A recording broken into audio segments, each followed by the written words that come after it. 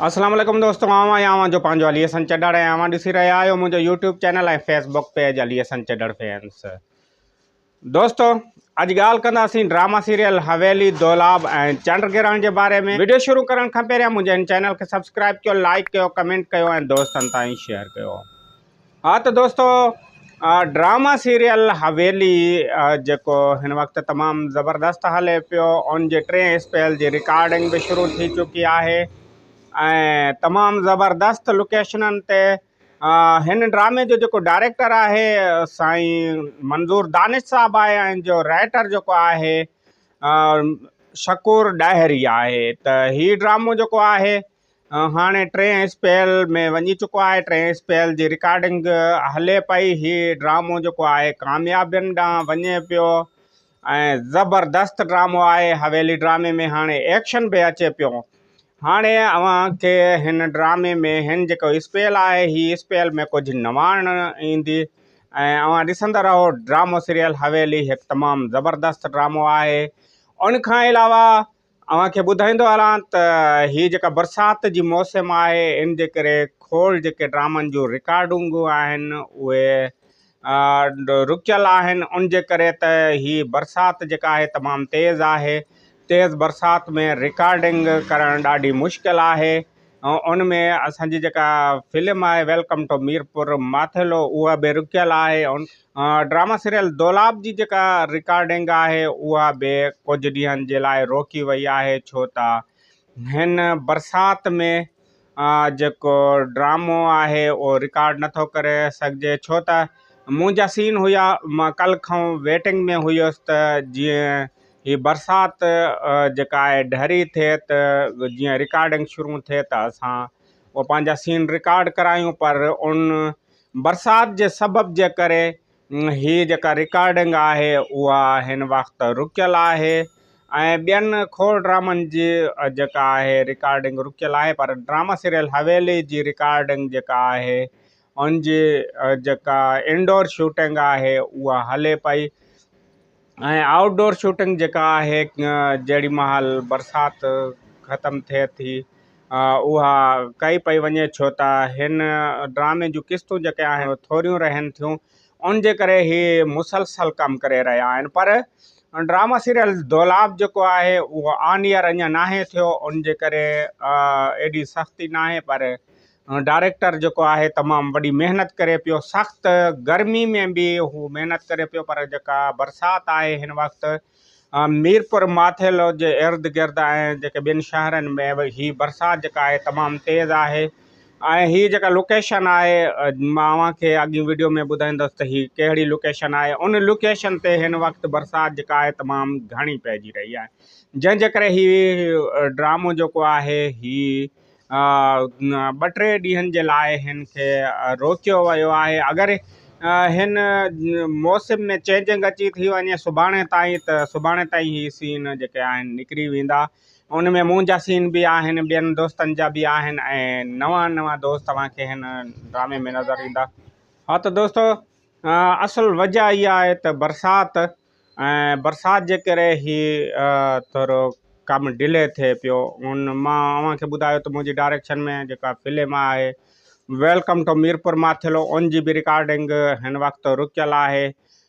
दौलाब जी बि त हिकु अधु ॾींहं जे लाइ रोकी वई आहे। अहिड़े क़िस्म जा जेके ॿिया ड्रामा आहिनि या ॿियूं जेके फिल्मूं आहिनि उन्हनि जो कमु एॾी तेज़ बरसाति में हिन वक़्तु पूरे पाकिस्तान में जेका बरसाति आहे उहा तेज़ हले पई।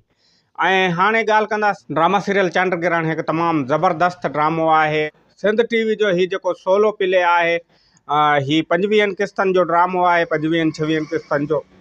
उन जी जेका रिकॉर्डिंग आहे उहा कंप्लीट थी चुकी आहे ऐं हीअ जेको हिन जो डायरेक्टर आहे हुसैन शेख आहे। उन जेको आहे ही ड्रामो मुकमल करे सिंध टीवी जे हवाले करे छॾियो आहे, पर हिन ड्रामे खे ऑन ईयर तमामु जल्द कयो वेंदो ऐं उन जी जेका डेट आहे उहा फिक्स कई वई आहे। इहा डेट जेका आहे 14 अगस्त जी रखी वई आहे। उन जो प्रोमो अची चुको आहे। उन जो प्रोमो जी झलकी अव्हांखे ॾेखारींदासीं त ही ड्रामो तमामु ज़बरदस्त आहे। तमामु ज़बरदस्त एक्टर निसार शाह हुजे, इरफान शेख ऐं ॿिया जेके तमामु बहितरीनु एक्टर आहिनि हिन में कमु करे रहिया। धरती उथली पवे या आसमान लर्ज़ी पवे, तुंहिंजो ई मुंहिंजो प्यार न छॾणो आहे न छॾंदो। हणी चई वई अहिड़ा तावीज़ जो सॼो सारो हुनजो ई थी वेंदे, मूंखे लेखींदे बि कोन।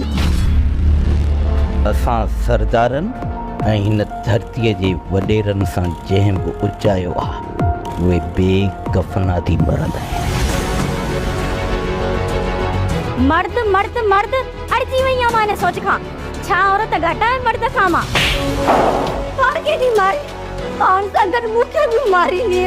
मूंखां सवाइ फिज़ा ॿियो कंहिंजी थिए इहो मां थियणु कोन ॾींदुसि। एॾो को बि क़दम न खणिजो जो हवेलीअ जी रौनक ते आङुर खजी।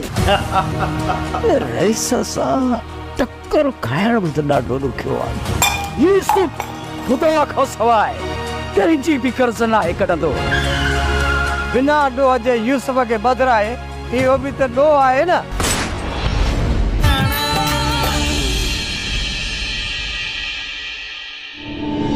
आहिनि ऐं ही हिकु तमामु ज़बरदस्त सोलो प्ले अव्हांखे ॾिसण में ईंदो। हिन जी जेका कहाणी आहे हिकु तमामु ज़बरदस्त आहे ऐं हिन जी जेका डायरेक्शन आहे उहा तमामु ज़बरदस्त। फ़हीम याया भुट्टो बि हिन ड्रामे में कमु करे पियो। सुधीर वेसर आहे ऐं अहिड़े क़िस्म जा जेके ॿिया एक्टर आहिनि उहे हिन ड्रामे में कमु करे रहिया आहिनि। पर हीउ ड्रामो तमामु ज़बरदस्त आहे, अव्हां ॾिसंदव त तव्हांखे वॾो मज़ो ईंदो। ऐं जेका अॼुकल्ह जी ही नवाण जेका हिन ड्रामनि में अचे पई, ज़हर ज़िंदगी खां पोइ जेको माण्हुनि में रुझान आयो आहे सिंधी मीडिया में, सिंधी ड्रामनि में हिकु ज़बरदस्त जेको रुझान आयो आहे, उन रुझान खे ॾिसंदे हिन जेको ड्रामे में ज़बरदस्त क़िस्म जी जेका कहाणी आहे उहा लिखियलु आहे, उहा कहाणी ॾेखारी वई आहे। ऐं हीअ ड्रामो जेको आहे तमामु ज़बरदस्त हूंदो।